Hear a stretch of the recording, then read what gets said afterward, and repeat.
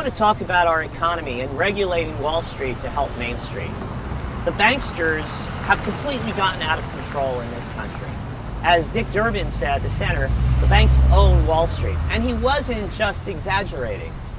The laws that come out, the regulations, the bailout, what we allow Wall Street to do against the interests of our government, of our economy, of the people of this country is outrageous.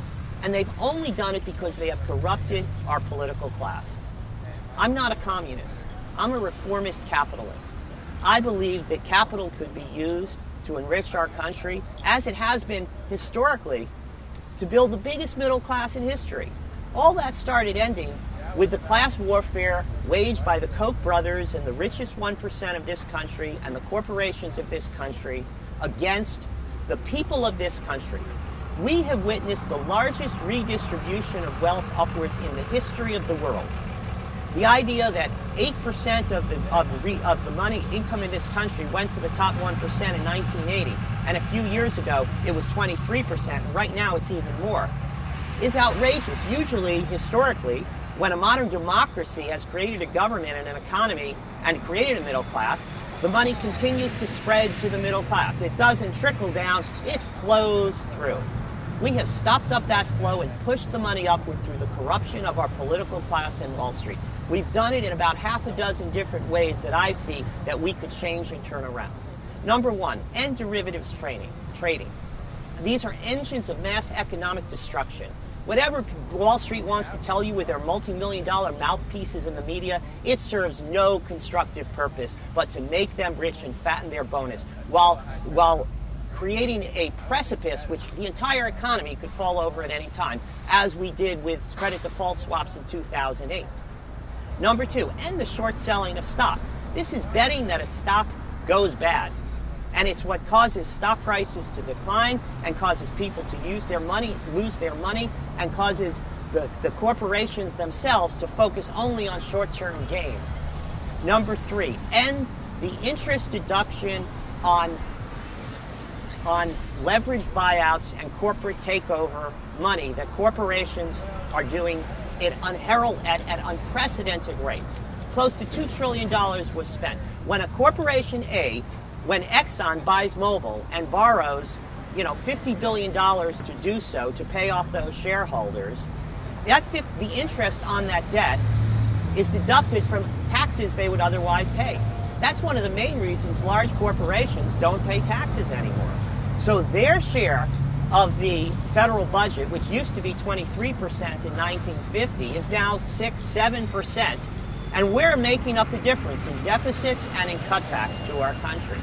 In the same time, they're laying off tens of thousands of people every time there's a corporate takeover because they become redundant.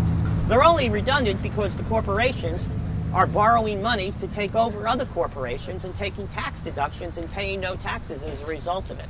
The whole system is designed to enrich the holders of those stocks and the Wall Streeters who engineer these takeovers. We are really talking about a fraction of 1% here who get rich. And we're talking about millions of people who have lost their jobs as a result of this. Guess what happens when they lost their jobs, by the way? Oh, they go on emergency Medicaid and unemployment, where the taxpayers have to pick it up too. The cost is staggering, hundreds of billions of dollars. Why? Because we no longer regulate antitrust. We've deregulated the market. All because of the class warfare being waged by the wealthiest to deregulate the economy. Other things about Wall Street that it does that it shouldn't do? Well, how about corporate speech and the so-called freedom to speak as the with Citizens United in the Supreme Court, which was engineered by the most activist Supreme Court decision in the history of the United States. All the while, these people posing as judicial conservatives. That's been part of their class warfare, is to take over the Supreme Court, and they had the votes to do it. And now, suddenly, corporations have the same rights as we do, except guess what? Jonathan Greenberg doesn't have millions of dollars to spend to stop the coal industry from polluting and poisoning our environment. The Koch brothers have hundreds of millions of dollars to spend, and they are spending it. and we're not.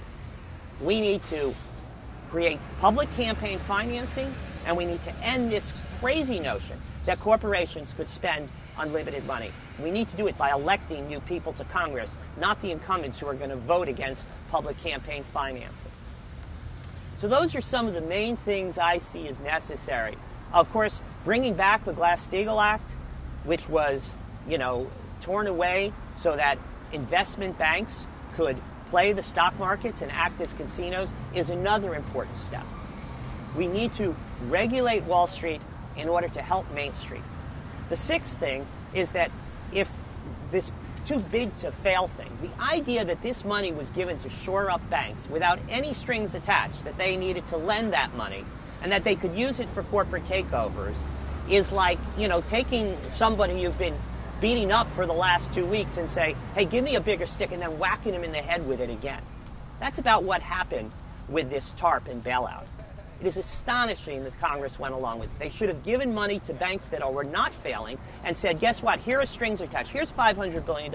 You have 1 year to lend it. You get 1% carrying fee. We're going to create jobs in this economy.